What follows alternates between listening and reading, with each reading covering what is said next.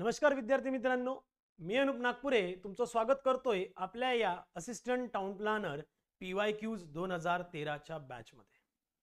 मित्रांनो, याआधी आपण 3 लेक्चर म्हणजेच असिस्टंट टाउन प्लॅनर चे जे काही PYQs 2013च्या पेपरचे चालू केले त्याची 3 लेक्चर ऑलरेडी आपण अपलोड केले आहे.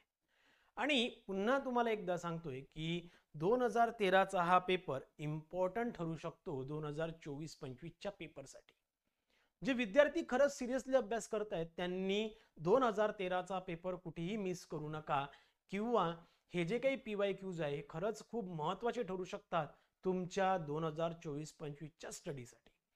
सगळ्यात अनएक्सपेक्टेड क्वेश्चन आहे, काही खूप कॉम्प्लिकेटेड आहे, काही बाउन्सर्स आहे, काही गुगलीज आहे आणि खूप काही इझी आहे. त्यामुळे तुमचा स्टडी किती झालाय, काय झालाय हे लक्षात राहण्यासाठी किंवा तुम्हाला असं समजण्यासाठी हा ATP 2024-25 साठी 2013चा ATPचा पेपर खूप महत्त्वाचा आहे. आणि आपली series he free of cost आहे, कोणत्याही पद्धतीचा चार्ज नाही, त्यामुळे बिंदास्त बघा, नंबर ऑफ टाइम्स बघा. क्लिअर? सोबतच आपली जी असिस्टंट टाउन प्लॅनर 2024-25 ची बॅच आहे ती फुल्ली रेकॉर्डेड फॉर्मॅटमध्ये अवेलेबल आहे. यासोबतच यामध्ये आपण test series free of cost with video analysis add करणार आहे. त्यामुळे ज्या कोणाला ही बॅच जॉईन करायची असेल त्यांनी स्क्रीनवर दिलेल्या नंबरवर कॉल करून, काही प्रॉब्लेम येत असेल तर कॉल करून तुम्ही ही बॅच जॉईन करू शकता. यासोबतच आजचा जो पहिला क्वेश्चन आहे, जो की क्वेश्चन नंबर 56 आहे, काय सांगतोय, according to MRTP Act 1966 which of the following document is not required for obtaining the development permission. खरं तर डेव्हलपमेंट परमिशन आत्ताच्या केसमध्ये जर बघायला गेलं मित्रांनो, तर हा डेव्हलपमेंट परमिशन जो पार्ट आहे हा आपल्या UDCPR चा पार्ट आहे. क्लिअर? म्हणजे UDCPR च्या जर केसमध्ये बघितलं तर डेव्हलपमेंट परमिशन तुम्हाला बघायला मिळेल, किंवा कोणत्याही केसमध्ये परमिशन कशी घ्यायची ही आपल्याला UDCPR मध्ये प्रॉपरली, म्हणजे MRTP Act मध्ये तर आहेतच, पण प्रॉपरली UDCPR मध्ये एक्सप्लेन केलेलं आहे. त्यामुळे obviously copy of letter of intent किंवा अलॉटमेंट हे इम्पॉर्टंट असतं कोणत्याही केसमध्ये. त्यानंतर साइट प्लॅन हा त्या पर्टिक्युलर प्रोजेक्टच्या डेव्हलपमेंट परमिशनसाठी तुम्हाला लागतोच. त्यानंतर कॉपी ऑफ डिमार्केशन प्लॅन सुद्धा तुम्हाला लागतो. पण कोणत्याही केसमध्ये कॉपी ऑफ नॉर्म्स अँड स्टँडर्डची या पर्टिक्युलर परमिशनसाठी गरज पडत नाही, कारण नॉर्म्स अँड स्टँडर्ड्स नुसारच आपण परमिशन अप्लाय करतो. त्यामुळे हा जो ऑप्शन आहे हा या क्वेश्चनसाठी करेक्ट आहे. त्यामुळे ऑप्शन डी हा क्वेश्चन नंबर 56 साठी करेक्ट ऑप्शन आहे. क्लिअर? यानंतरचा नेक्स्ट क्वेश्चन आहे क्वेश्चन नंबर 57. हा एक बाउन्सर आहे किंवा खूप अनएक्सपेक्टेड क्वेश्चन आहे मित्रांनो. हा क्वेश्चन काय सांगतो, एन एरिया झोन फॉर 4:1. बघा 4:1 हे काय इंडिकेट करतं, खरं तर 4:1 फ्लोर एरिया रेशिओ, हा फ्लोर एरिया रेशिओ दिलेला आहे, FAR असं काहीतरी म्हटलं आहे, would permit the development of, आणि एक सिंपल कंडिशन नुसार ही एक कंडिशन दिली आहे. 4:1 नॉर्म्स म्हणजे काय, फॉर एव्हरी 1 युनिट. लक्षात घ्या, हवं तर मी इथे लिहून देतो, फॉर एव्हरी 1 युनिट म्हणजे प्रत्येक एका युनिटच्या केसमध्ये ऑफ अ प्लॉट एरिया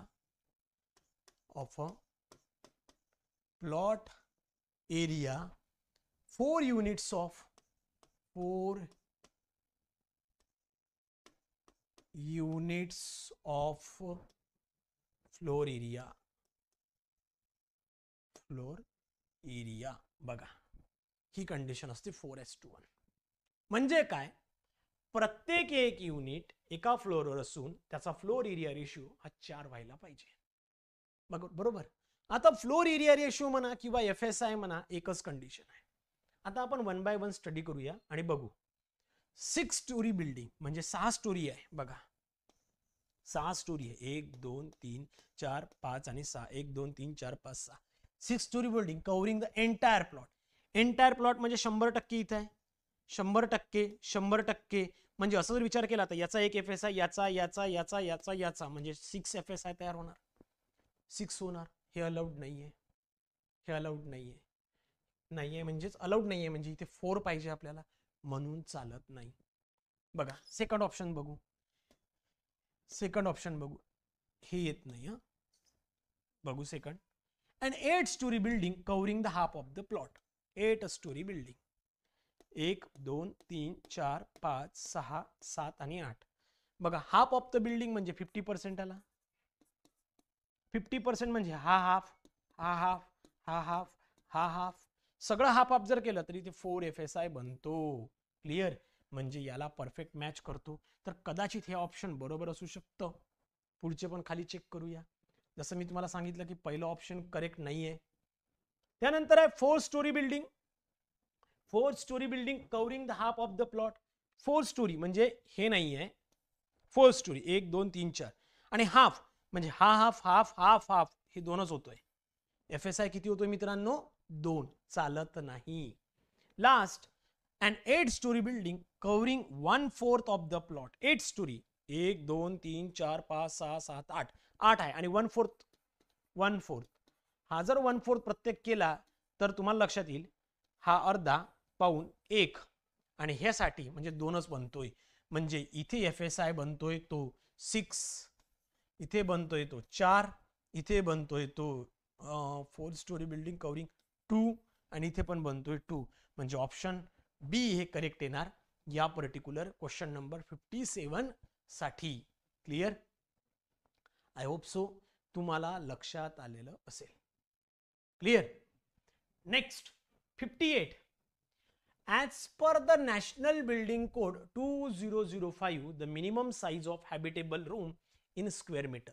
खरं तर हॅबिटेबल रूम जी आहे मित्रांनो ही आता आपल्या UDCPRच्या नॉर्म्स मधनं काढून टाकण्यात आलेली आहे.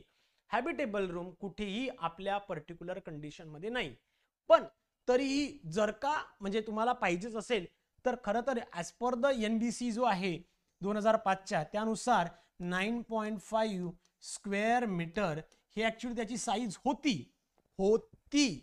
आता ती साईज काढून टाकण्यात आली आहे किंवा हॅबिटेबल रूमचा जो क्रायटेरिया होता हाईट आणि साईज नुसार तो आता डिलीट केलेला आहे आणि हॅबिटेबल रूमची कंडिशन ही फ्री ठेवलेली आहे. क्लिअर? त्यामुळे हा क्वेश्चन आपण चुकीचा समजूया आता आपल्यासाठी. म्हणजे 2013ला हा क्वेश्चन बरोबर होता पण आताच्या केसमध्ये हा क्वेश्चन चुकीचा आहे किंवा हॅबिटेबल रूमची साईजच नाहीये. क्लिअर?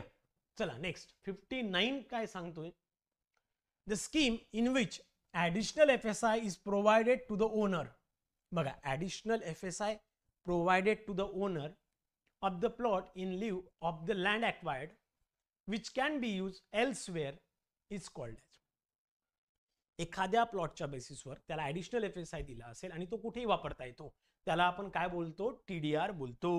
ट्रान्सफरेबल किंवा ट्रान्सफर ऑफ डेव्हलपमेंट राईट्स किंवा transferable development rights. Simple question होता TDRच्या संदर्भात आणि याचं ऑप्शन बी करेक्ट येतं. एकदम सिंपल आहे, डोक्याला त्राप द्यायची गरज नाही किंवा एकदम सिंपल कंडिशन मध्ये त्यांनी 59 क्वेश्चन विचारला आहे. क्लिअर? यानंतरचा क्वेश्चन जो आहे मित्रांनो क्वेश्चन नंबर 60 काय सांगतो? Area of a plot is 800 square metre. The maximum permissible floor area ratio is 150. आपण असे क्वेश्चन घेतलेले आहेत बरं. हे ऑलरेडी आपण आपल्या चॅनलवर पण घेतले आहे, यूट्यूबला पण घेतलेले आहे किंवा याची लिंक पण दिलेली आहे. जर का कोणाला याची लिंक हवी असेल तर प्लीज मला सांगा, मी तुम्हाला पर्सनली शेअर करेल किंवा आपल्या डिस्क्रिप्शन मध्ये पण टाकून देईल की यासाठी आपण सेपरेट काही न्यूमेरिकल्स घेतलेले होते. ओके, सो प्लॉट एरिया किती आहे? सो गिवन डाटा पहिल्यांदा बघा एकदम सिंपल लँग्वेज मध्ये. प्लॉट एरिया त्यांनी दिलेला आहे. प्लॉट एरिया जो दिलेला आहे तो आहे 800 square metre. The maximum permissible floor area ratio FAR म्हणा किंवा FSI म्हणा एकच कंडिशन आहे. FAR हा पर्सेंटेज मध्ये आहे किंवा और 1.5 म्हणा काही फरक पडत नाही. मॅक्झिमम ग्राउंड कव्हरेज 50% दिलेला आहे. मॅक्झिमम ग्राउंड कव्हरेज हे 50% दिलेला आहे आणि लक्षात ठेवायचे की ग्राउंड कव्हरेज जे काही दिलेलं असेल हे विथ रिस्पेक्ट टू प्लॉट असते. कुणासोबत असते? With respect to plot area. लक्षात ठेवायचं with respect to plot area असते. सो दॅट बघा मित्रांनो, बिल्टअप एरिया किती होणार आहे रे? बिल्टअप एरिया किती होणार आहे? प्लॉट एरिया इंटू FSI म्हणजेच काय? 800 multiplied by 1.5 that is 1200 square metre. बरोबर, 1200 स्क्वेअर मीटर. क्लिअर. आणि मॅक्झिमम ग्राउंड कव्हरेज 50% म्हणतायत. हा maximum ground coverage 50% with respect to plot area असतो. प्लॉट एरिया 800 आहे म्हणजे आपण 100% मानूया. त्याच्या 50% घ्या म्हणतायत म्हणजे 800च्या किती होतील? 400. म्हणजेच 1200 डिवायडेड बाय 400 जर केले तर तुम्हाला लक्षात येईल की 3 स्टोरी बिल्डिंग तुम्हाला उभी करावं लागेल या पर्टिक्युलर क्रायटेरियासाठी. म्हणून काय? ऑप्शन 3 हा परफेक्ट येणार. ऑप्शन 3 हा परफेक्ट येतोय. Clear. I hope question number 60 simple होता, क्लिअर झाला असेल. किंवा ज्या वेळेला मॅक्झिमम ग्राउंड कव्हरेजच्या संदर्भात जर का क्वेश्चन आला तर लक्षात ठेवायचं मॅक्झिमम ग्राउंड कव्हरेज हे with respect to plot area असतो. कायम डोक्यात फिट करून ठेवायचंय. क्लिअर. चलो question number 61. In Maharashtra for a special township project. बघा काय म्हणतायत. क्वेश्चन नंबर 61 काय सांगतोय? Actually in Maharashtra for a special township project spread over more than 200 hectare permissible FSI for the sellable residential plot is. आताच्या केसमध्ये जर बघितला तर हा क्वेश्चन थोडा वेगळ्या पद्धतीत असायला पाहिजे होता किंवा याला वेगळ्या पद्धतीत टॅकल करायला पाहिजे होतं. बरोबर, कारण की मॅक्झिमम परमिसिबल FSI जो आहे त्याचा क्रायटेरिया आताच्या पर्टिक्युलर कंडिशन नुसार किंवा नवीन अमेंडमेंट नुसार, ज्याला आपण इंटिग्रेटेड टाउनशिप प्रोजेक्ट सुद्धा बोलतो, यामध्ये तुम्हाला वेगळा बघायला मिळेल. खरं तर याचा क्रायटेरिया काय आहे तो पण तुम्ही लक्षात घ्या. किंवा कोणत्या कोणत्या केसमध्ये असेल तर एक लक्षात घ्या की एक आहे